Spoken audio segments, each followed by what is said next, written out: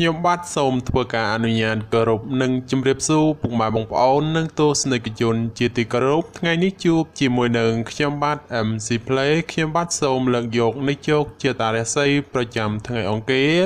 ថាតើនៅក្នុងថ្ងៃនេះដួងរាសីរបស់ពុកម៉ែបងប្អូនប្រែប្រួលផ្លាស់ប្ដូរទៅជាយ៉ាងដូចម្ដេចនោះដើម្បីកុំឲ្យខាតពេលវេលាយូរនោះសូមអញ្ជើញរីករាយសន្តាប់ជាមួយនឹងខ្ញុំបាទដូចតទៅសម្រាប់អស់លោកអ្នកដែលកើតឆ្នាំជូតកណ្ដុរអូប្រាចិញ្ចឹមនាំលៀបនាំជ័យនាំសុភមង្គលប្រាថ្នាអ្វីបានសម្រេចហើយអនាគតខ្លាចជាអ្នកមានទ្រព្យសម្បត្តិស្ដុកស្ដំម៉ោងនាំលៀបសំណាងគឺម៉ោង4ព្រឹកដល់ម៉ោង8យប់ពណ៌នាំលៀបសំណាងគឺពណ៌សនិងពណ៌ផ្កាឈូកលេខនាំលៀបសំណាងគឺលេខ48និងលេខ62សូមខមមិនលេខ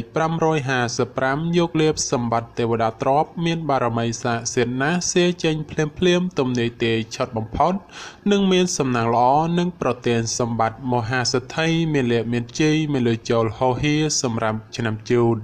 នៅថ្ងៃនេះដំណើរជីវិតរបស់អស់លោកអ្នកក៏ប្រសើរដូចនេះទោះធ្វើអ្វីក៏តែងតែមានការជឿនលឿនទៅមុខនិងមានជោគមានសេរីផងដែរ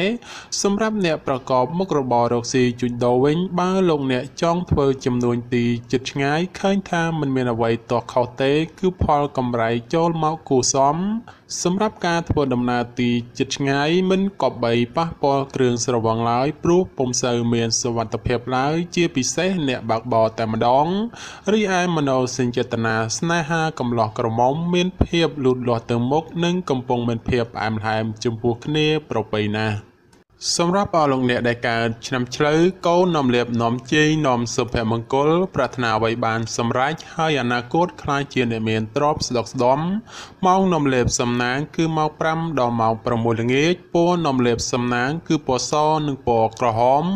លេខនាំលៀបសំណាងគឺលេខ11និងលេខ61សូមខមមិនលេខ222យកលៀបសម្បត្តិទេវតាទ្រព្យមានបារមីស័ក្តិសិទ្ធិណាស់សេចេញភ្លាមទំនេរទីឆត់បំផុតនិងមានសំណាងល្អនិងប្រទានសម្បត្តិមហាសិទ្ធិមានលៀបមានជ័យមានលុយចូលហោហៀចំពោះឆ្នាំឆ្លូវនៅថ្ងៃនេះការប្រកបការងារមានភាពរលូនល្អនិងធ្វើអ្វីក៏តែងតែជឿនលឿនទៅមុខគួរសម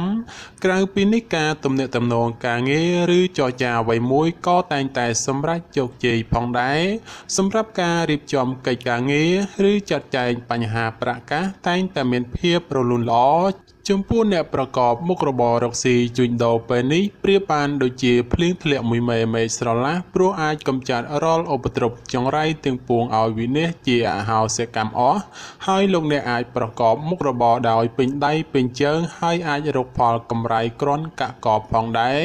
រីឯមនោសញ្ចេតនាប្រុសស្រីមានការជឿនលឿនទៅមុខនិងកំពុងមានភាពស្រស់ស្រាយចំពោះគ្នាប្រពៃសម្រាប់អស់លោកអ្នកដែលកើតឆ្នាំខាលខ្លាមន្ត្រីចិញ្ចឹមមានប្រាជ្ញាឆ្លាតវៃមានគំនិតភ្លឺថ្លាហើយអនាគតខ្លាយជាអ្នកមានអំណាចនិងទ្រព្យស្ដុកស្ដំម៉ោងនាំលៀបសំណាងគឺម៉ោង5ព្រឹកដល់ម៉ោង7យប់ពណ៌នាំលៀបសំណាងគឺពណ៌សនិងពណ៌ផ្កាឈូកលេខនាំលៀបសំណាងគឺលេខ21និងលេខ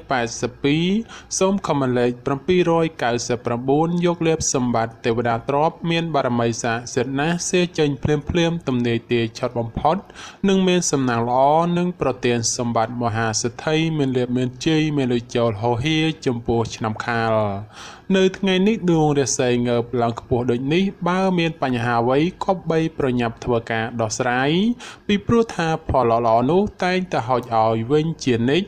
ទាំងស្ត្រីនិងបុរសនៅពេលនេះបើលោកអ្នកចង់ខ្ចីអ្វីមួយពីអ្នកដទៃតែងតែគេជួយជ្រោមជ្រែងនិងអាណិតស្រឡាញ់ផងដែរចំពោះអ្នកប្រកបមុខរបររកស៊ីជួញដូរប្រាក់កាសដែលធ្លាប់តែបាល់ហួសឬក៏ហោះរំលងពេលនេះអាចចាប់បានខ្លះវិញហើយរីឯមនោសញ្ចេតនាកំឡោះក្រមុំឬមេម៉ាយពោះម៉ាយក្តីបើលោកអ្នកចង់ផ្សំផ្គុំគ្រួសារឬរៀបអាពាហ៍ពិពាហ៍ជាឱកាសល្អប្រពៃបំផុតសម្រាប់អស់លោកអ្នកដែលកើតឆ្នាំថោះទុនសាយមាសមានបារមីដាច់ជះមានអំណាចមានមនុស្សជាច្រើនជ្រោមជ្រែងការងារតូចធំដើម្បីឲ្យអនាគតខ្លាយជាអ្នកមានទ្រព្យសម្បត្តិស្ដុកស្ដំម៉ោងនាំលៀបសំណាងគឺម៉ោង6ព្រឹកដល់ម៉ោង9យប់ព ពណ៌នំលាបសំណាងគឺពណ៌ទឹកក្រូចនិងពណ៌ផ្កាឈូកលេខនំលាបសំណាងគឺលេខ77និងលេខ84សូមខមមិនលេខ666យកលាបសម្បត្តិមហាសិទ្ធិមានបារមីស័ក្តិសិទ្ធិណាស់សេចេញភ្លាមទំនេរទាយឆុតបំផុតនិងមានសំណាងល្អនិងប្រទានសម្បត្តិមហាសិទ្ធិមានលាបមានជ័យមានលុយចូលហោហៀចំពោះឆ្នាំថោះនៅថ្ងៃនេះបើទោះបីធ្វើអ្វីមួយក៏ដោយលោកអ្នកត្រូវតែមានការសម្រេចចិត្តឲ្យបានល្អិតល្អន់ហើយត្រូវតែចងចាំថាបើសម្រេចចិត្តត្រូវនឹងទទួលបានផលល្អរីឯការសម្រេចចិត្តខុសវិញគឺមិនត្រឹមតែខកបំណងទេគឺថែមទាំងត្រូវខ្លោចផ្សាចិត្តផងដែរសម្រាប់អ្នកប្រកបមុខរបររកស៊ីជួញដូរវិញមានការលក់ចេញទិញចូលគ្រាន់បើរីឯផលកម្រៃទៀតសោតអាចប្រមូលចូលផ្ទះវិញយ៉ាងត្រជាក់ចិត្តសម្រាប់ការធ្វើដំណើរទីជិតឆ្ងាយមានភាពសុខដុមទាំងពេលទៅនិងពេលត្រឡប់មកវិញរីឯមនោសញ្ចេតនាប្រស្រីមានការប្រែប្រួលផ្លាស់ប្ដូរព្រោះជួនល្អជួនអាក្រក់នាំឲ្យខ្វាយខ្វល់ជាញឹកញាប់សម្រាប់អស់លោកអ្នកដែលកើតឆ្នាំរោងអ្នករាជមន្ត្រីចិញ្ចឹមធ្វើកិច្ចការងារអ្វីអ្នកតែងតែមានគំនិតជ្រះថ្លាប្រាថ្នាអ្វីបានសម្រេចហើយការងារតូចធំតែងតែមានអ្នកជួយទំនុកបម្រុងសពគ្រប់បែបយ៉ាងម៉ោងនំលាបសំណាងគឺម៉ោង7ព្រឹកដល់ម៉ោង9យប់ពណ៌នំលាបសំណាងគឺពណ៌បៃតងនិងពណ៌ក្រហមលេខនំលាបសំណាងគឺលេខ77និងលេខ99សូមខមមិនលេខ789យកលេបសម្បត្តិអង្គញាមានបារមីស័ក្តិសិទ្ធិណាស់សេចេញភ្លាមទំនេរទាយឆុតបំផុតនិងមានសំណាងល្អនិងប្រទានសម្បត្តិមហាសិទ្ធិមានលេបមានជ័យមានលុយចូលហោហៀសម្រាប់ឆ្នាំរោងនៅថ្ងៃនេះដំណើរជីវិតមិនល្អប្រសើរទេហេតុនេះលោកអ្នកតែងតែប្រកបការងារណាដែលមិនសំខាន់ឬធំដុំពេកទៅប្រសើរក្រៅពីនេះធ្វើអ្វីត្រូវតែចិត្តត្រជាក់ទៅមិនមានបញ្ហាមិនល្អណាមួយចូលយាយីកើតសម្រាប់ការរស់នៅងាយនឹងមានជម្លោះវិវាទជាមួយអ្នកដទៃណាស់ក៏បីមានការប្រុងប្រយ័ត្នប្រយែងអ្នកប្រកបមុខរបររកស៊ីជួញដូរចូលប្រយ័ត្នប្រយែងក្រុមមនុស្សអុចអាលអ្វីមួយនាំឲ្យកើតការក្តៅក្រហាយបង្កជាជម្លោះវិវាទជាមួយអ្នកដទៃកើតឡើងរីឯមនោសញ្ចេតនាស្នេហាប្រុសស្រីកុំចង់ទុំមុនស្រគាលប្រយ័ត្នជួបរឿងទុក្ខសោករឿងតូចคล้ายជារឿងធំគ្មានអ្នកណាជួយស្រ័យស្រង់ទៅរួចសម្រាប់អស់លោកអ្នកដែលកើតឆ្នាំម្សាញ់ពស់ទេវតាចិញ្ចឹមមានលៀបមានជ័យមានមនុស្សជាច្រើននាំគ្នាស្រឡាញ់រាប់អានសាទរម៉ោងនំលាបសំណាងគឺម៉ោង7ព្រឹកដល់ម៉ោង7យប់ពណ៌នំលាបសំណាងគឺពណ៌បៃតងនិងពណ៌ក្រហមលេខនំលាបសំណាងគឺលេខ69និងលេខ99សូមខមមិនលេខ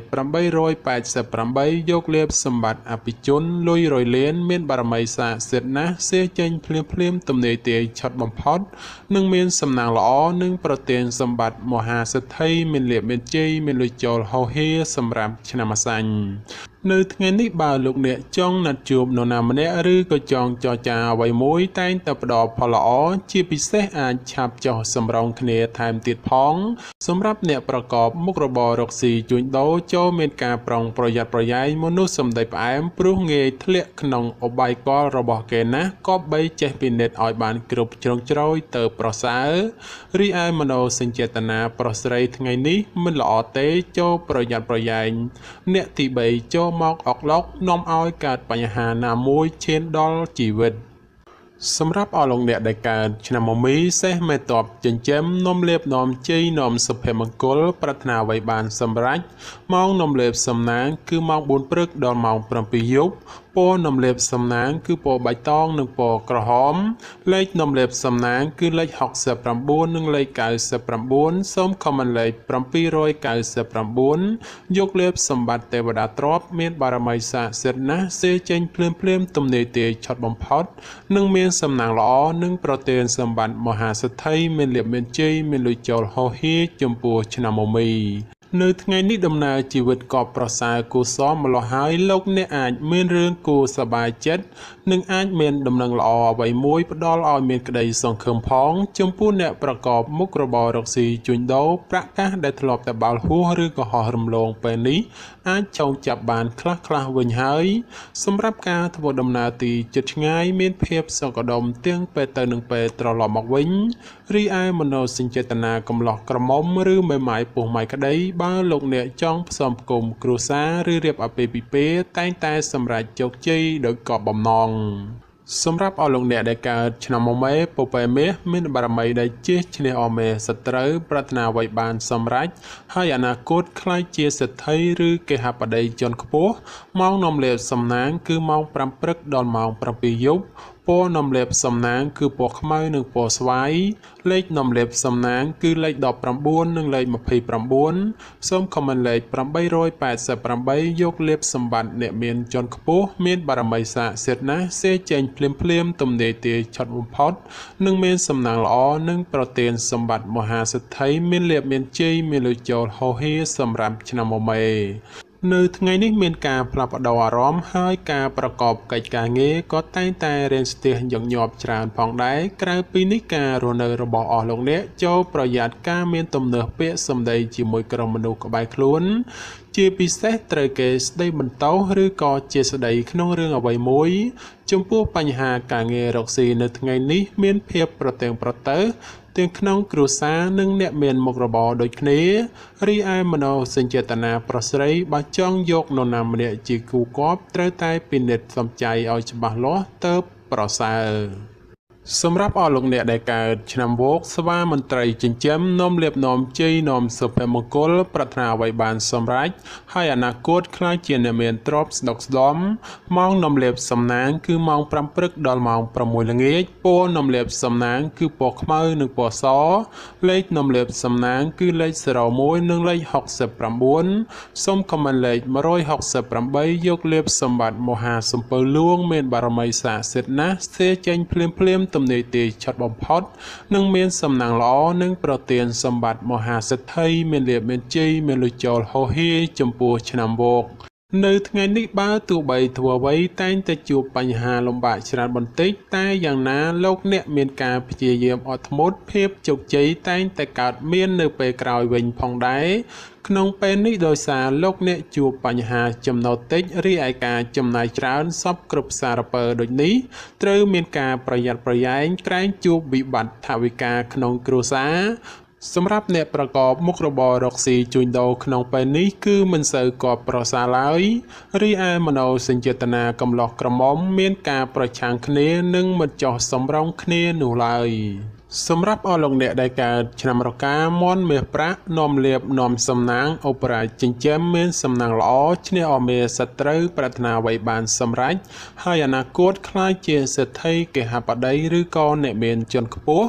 ម៉ោងនាំលៀបសំណាងគឺម៉ោង8ព្រឹកដល់ម៉ោង7យប់ពណ៌នាំលេបសំណាងគឺពណ៌លឿងនិងពណ៌ផ្កាឈូកលេខនាំលេបសំណាងគឺលេខ01និងលេខ69សូមខមមិនលេខ777យកលេបសម្បត្តិអ្នកមានជាន់ខ្ពស់មានបារមីស័ក្តិសិទ្ធិណាស់សេចេញភ្លាមទំនេរទាឆត់បំផុតនិងមានសំណាងល្អនិងប្រទានសម្បត្តិមហាសេដ្ឋីមានលៀបមានជ័យមានលុយចូលហោហៀចំពោះឆ្នាំរកានៅថ្ងៃនេះដំណើរជីវិតរបស់អស់លោកអ្នកមិនក៏ប្រសើរប៉ុន្មានទេម្ល៉េះហើយរាល់ការបំពេញកិច្ចការងារតូចធំមិនត្រូវបំពេញឬក៏បីមានការប្រុងប្រយ័ត្នប្រយែងបន្តិចក្រៅពីនេះបើលោកអ្នកមានការពឹងពាក់ឲ្យនរណាធ្វើអ្វីមួយក៏បីចេះត្រួតពិនិត្យមនុស្សនោះឲ្យបានមែនតែនចំពោះអ្នកប្រកបមុខរបរជួញដូរទោះជួញទីជិតឆ្ងាយផលចំណូលបានហូរចូលតក់គ្រាន់បំពេញបំពង់ផងដែររីឯបញ្ហាសម្ព័ន្ធស្នេហាកំឡោះក្រមុំមានភាពផ្អែមល្ហែមនិងស្រស់ស្រាយចំពោះគ្នាប្រពៃណាស់ចំពោះអស់លោកអ្នកដែលកើតឆ្នាំចោសំណក់នាំលៀបនាំសំណាងអូបរ៉ាចិញ្ចឹមមានសំណាងឈ្នះអស់មេសត្រូវប្រាថ្នាអ្វីបានសម្រេចហើយអនាគតខ្លាចជាសេដ្ឋីកហបតីជាន់ខ្ពស់ម៉ោងនាំលៀបសំណាងគឺម៉ោង8ព្រឹកដល់ម៉ោង7យប់ពណ៌នាំលេបសំណាងគឺពណ៌លឿងនិងពណ៌ទឹកក្រូចលេខនាំលេបសំណាងគឺលេខ45និងលេខ66សូមខមលេខ567យកលេបសម្បត្តិអ្នកមានជាន់ខ្ពស់មានបារមីស័ក្តិសិទ្ធិណាស់សេចេញភ្លាមទំនេរទាឆត់បំផុតនិងមានសំណាងល្អនិងប្រទានសម្បត្តិមហាសេដ្ឋីមានលៀបមានជ័យមានលុយចូលហោហៀចំពោះឆ្នាំចោក្នុងថ្ងៃនេះដំណើរជីវិតរបស់អស់លោកអ្នកល្អប្រសើរដូចនេះផ្ដល់ផលល្អសម្រាប់អស់លោកអ្នកក្នុងការចាត់ចែងកិច្ចការងារចាស់ឬក៏កិច្ចការងារដែលនៅសេសសល់ ចំពោះអ្នកប្រកបមុខរបររកស៊ីជួញដូរវិញមានការចម្រើនលូតលាស់ទៅមុខដូច្នោះជាឱកាសល្អក្នុងការផ្លាស់ប្ដូរមុខរបរថ្មីឬបើកធ្វើចំនួនតូចធំបំផុតសម្រាប់ការធ្វើដំណើរទីជិតឆ្ងាយជួបសេចក្តីសុខក្សេមក្សាន្តដោយសមមួយដងរីឯមនោសញ្ចេតនាកំឡោះក្រមុំមានការយកចិត្តទុកដាក់និងផ្អែមល្ហែមល្អចំពោះគ្នាប្រពៃសម្រាប់អស់លោកអ្នកដែលកើតឆ្នាំកុរជ្រូកនាំលាភនាំជ័យនាំសុភមង្គលប្រាថ្នាអ្វីបានសម្រេចហើយអនាគតខ្លាចជាអ្នកមានទ្រព្យស្ដុកស្ដម្ភម៉ោងនាំលាភសំណាងគឺម៉ោង4ព្រឹកដល់ម៉ោង7យប់ពណ៌នាំលាភសំណាងគឺពណ៌សនិងពណ៌លឿងលេខនាំលាភសំណាងគឺលេខ81និងលេខ62សូមខមមិនលេខ168យកលេខសម្បត្តិទេវតាទ្រព្យមានបារមីស័ក្តិសិទ្ធិណាស់សេចេញភ្លាមទំនាយទាយឆត់បំផុតនិងមានសំណាងល្អនិងប្រទានសម្បត្តិមហាសិទ្ធិមានលាភមានជ័យមានលុយចូលហោហៀចំពោះឆ្នាំកុរនៅថ្ងៃនេះការប្រកបការងារចូលប្រយ័ត្នប្រយែងការប៉ះទង្គិចពាក្យសម្ដីជាមួយមនុស្សនៅក្បែរខ្លួនសម្រាប់ក្នុងរង្វង់គ្រួសារស្ត្រីចូលចេះអត់ធ្មត់កិច្ចការងារផ្ទះបន្តិចព្រោះបើពុំនោះទេនឹងមានចំនួនវិវាទណាមួយពុំខានចំពោះអ្នកប្រកបមុខរបររកស៊ីជួញដូរលោកអ្នកជួបរឿងខ្វាយខ្វល់ច្រើនព្រោះតែការធ្វើចំនួនទីជិតឆ្ងាយមិនសមដោយប្រកបឡើយរីឯការធ្វើដំណើរទីជិតឆ្ងាយចូលប្រយ័ត្នប្រយែងក្រុមមនុស្សបៀតបៀនយាយីដោយប្រការណាមួយរីឯមនោសញ្ចេតនាប្រុសស្រីមានការប្រែប្រួលផ្លាស់ប្ដូរព្រោះជូនផ្អែមព្រោះជូនអាក្រក់នាំឲ្យខ្វាយខ្វល់ជាញឹកញាប់បាទចំពោះជោគជាតារាសីប្រចាំឆ្នាំទាំង12ខ្ញុំបាទក៏សូមបញ្ចប់ត្រឹមតែប៉ុណ្ណេះជាចុងក្រោយប្រសិនបើមានពាក្យលើសលួសខ្វះខាតត្រង់ប្រការណាមួយសូមពុកម៉ែបងប្អូនជួយអធ្យាស្រ័យដល់រូបខ្ញុំបាទផងហើយខ្ញុំបាទក៏សូមអរគុណនិងសូមជម្រាបលា